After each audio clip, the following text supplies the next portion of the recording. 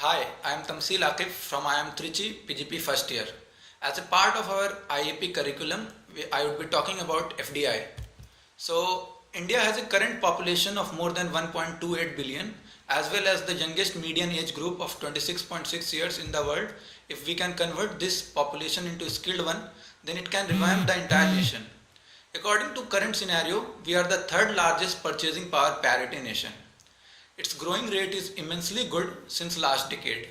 Whole world is watching us on our developing strength. There are many sectors which require vast investments.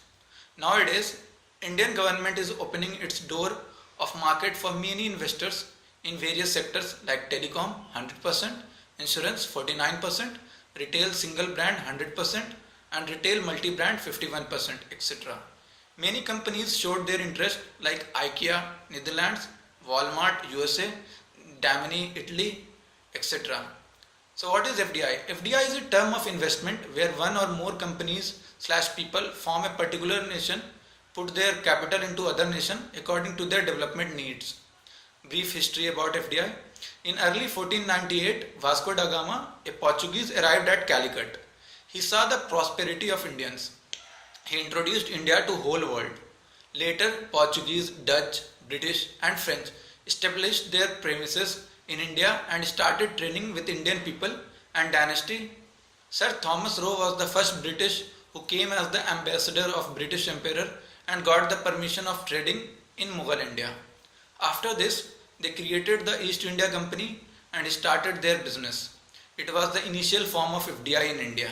Later on, due to the concept of globalization with unprecedented growth of multinationals, got many changes according to the world's financial status and became more popular by words as foreign direct investment and the more similar word called foreign institutional investors is a portfolio investment into another country's economy by means of financial instruments such as stocks and bonds. The government introduced reforms in 1991, LPG, liberalization, privatization and globalization, aimed at globalizing our economy. So why FDI? High competition in the industry and naturally companies tend to expand their businesses in order to survive in the global arena. The countries use foreign direct investment as a key to internationalize their business. The real reason may be to take advantage of cheaper wages, special investment privileges like tax exemptions offered by the target country. Importance of FDI helps to avoid foreign government pressure for local production, aids in circumventing trade barriers hidden and otherwise, enables making the move from domestic export sales to a locally based national sales office, helps in increasing the total production capacity, presents greater opportunities for co-production joint ventures with local partners, joint marketing arrangements, licensing, etc. So what are the entry routes for FDI? First one is automatic route. FDI is allowed under the automatic route without prior approval either of the government or the RBI in all activities slash sectors as specified in the consolidated FDI policy issued by the GOI from time to time. Now the other one is the government route.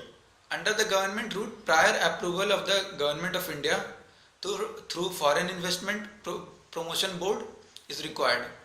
Proposals for foreign investment under government route as laid down in the FDI policy from time to time are considered by the Foreign Investment Promotion Board in Department of Economic Affairs, Ministry of Finance.